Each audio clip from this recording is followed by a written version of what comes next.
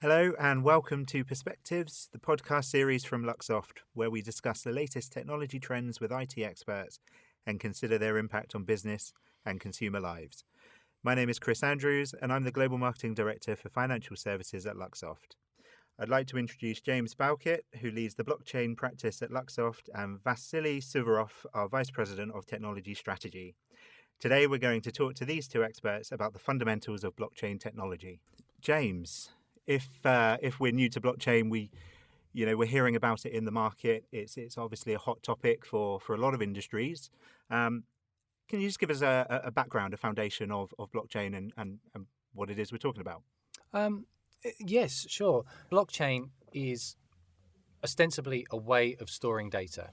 So you organize changes to some data as transactions. You collect them together as a block.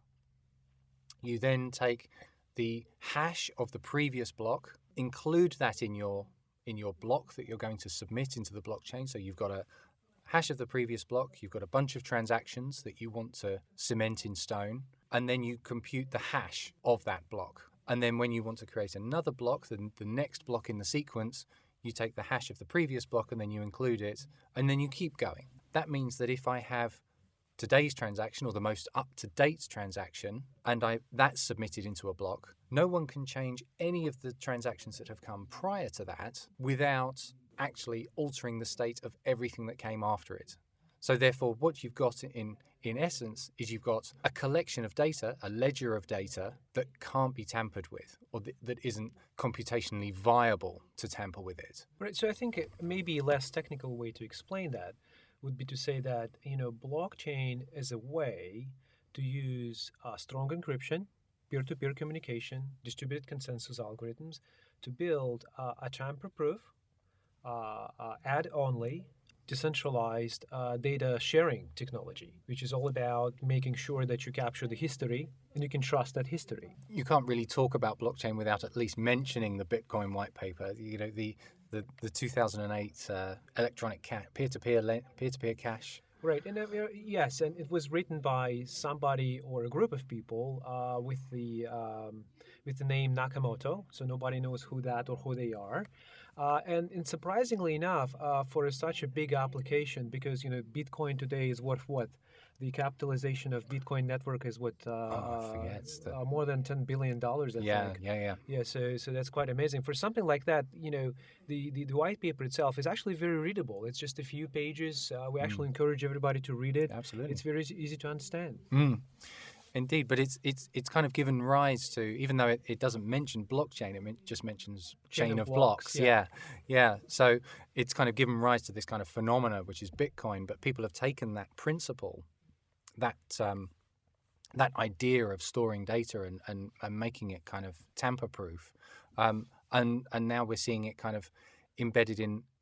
It's almost become it's given a life of its own, effectively, hasn't it? So we've got new platforms, well, Ethereum isn't terribly new now, but Ethereum, and you've got sort of all of the Hyperledger family of fabrics as well, and so you've got a public blockchain such as Bitcoin or such as the Ethereum, the public Ethereum, but we've got private ones. Yeah, and public basically means that nobody owns it. There's no single group that operates it. So people come and go as they want. This is the most interesting part of the public blockchain. Indeed. And then because you know the history and you can catch up on the history, you can join at any point in time as well, and you catch up to where it is today. So if people can come and go as they please in a public blockchain, what's the incentive for them to get involved in the first place? Oh, there is this funny process which is described in the Nakamoto's white paper called mining, and it's actually kind of similar to the actual mining in the real world, where people take their tools and everything, go on inside the earth and dig and spend a lot of effort doing that. Whereas in digital world, people actually burn electricity and use computer power to also earn bitcoins as a result of this mining process. Or earn gas in the case of Ethereum, for example. That is correct. Yeah. But it's interesting that this kind of blockchain is this intersection of game theory as well as technology as well, and actually economics as well.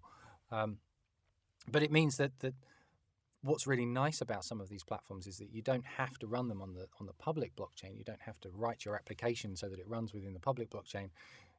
You can take those toolkits and you can run them privately as well. And so you can take a kind of a network of nodes and you can write some kind of application on top of those. And then because of the distributed nature of a blockchain, or distributed ledger, perhaps more technically, you can actually share data amongst those nodes and be sure that the data in node A is absolutely in lockstep with the data in node B. Right, and I think the key to that sharing of data is the fact that when people submit data to this decentralized, essentially shared data structure or database, they also sign the data they transmit, right? And because of asymmetric encryption, you can always identify that it came from an authorized source, basically, so you can trust it, right? And because it's distributed, and because you cannot tamper with it, you can basically trust that the state of the data in history is not altered, and therefore you can prevent a lot of inefficiency and a lot of fraud within the ecosystem that the business wants to build. Indeed. And you can't mention kind of data sharing within a blockchain application without mentioning consensus either. So you know, not all of the technology around blockchain is new technology, but it's a new and novel way of bringing all of those things together, and consensus is part and parcel of that. You know, sort of talk about CAP theorem and PBFT and things like that. Sort of, it's the great thing about blockchain. You can dive as deep as you want to, and you can see how far the rabbit hole goes. But consensus is very important because it allows this this tamper-proof data structure to be shared amongst nodes that could be, you know, connected via the internet or connected via a local area network or whatever it might be. But it allows that data to be kept intact, and then you could say that actually I could run a node at organization A, and then run a node at organization B, and those might be different companies or something like that, but they can share data and be assured that they're kept in step, and also that both organizations can submit data into that blockchain as well. Absolutely. So I think one of the things that I found hard when we first started out on blockchain was figuring out how the different platforms model assets and work very differently, because, you know, not all blockchains are created equal, I think, as one of my blog posts said. So I think that's kind of one of the things that we had to first kind of get our heads around. And so some of them actually kind of model assets, and some of them, like Ethereum, actually have sort of smart contracts that you can actually execute code, etc. You've written a few smart contracts in your time, haven't you? So yeah, that's right. And what's interesting, you know, since the early days of Bitcoin, and then of course Ethereum, people used a lot of those technologies to make developing variety of different applications easier. So you mentioned consensus. You know, consensus basically determines how fast you can process transactions or updates to the history, you know, whatever it might be. So today, there is a growing number of platforms that are really focusing both on, you know, new radical models in public space, but also, you know, making it easier and more robust to build blockchain applications for enterprise space. And we'll talk about it in our next episode. yeah, sure. Thanks very much, guys. Look forward to continuing the conversation in the next episode. For more information on any of the topics covered in these podcast series, please visit luxoft.com.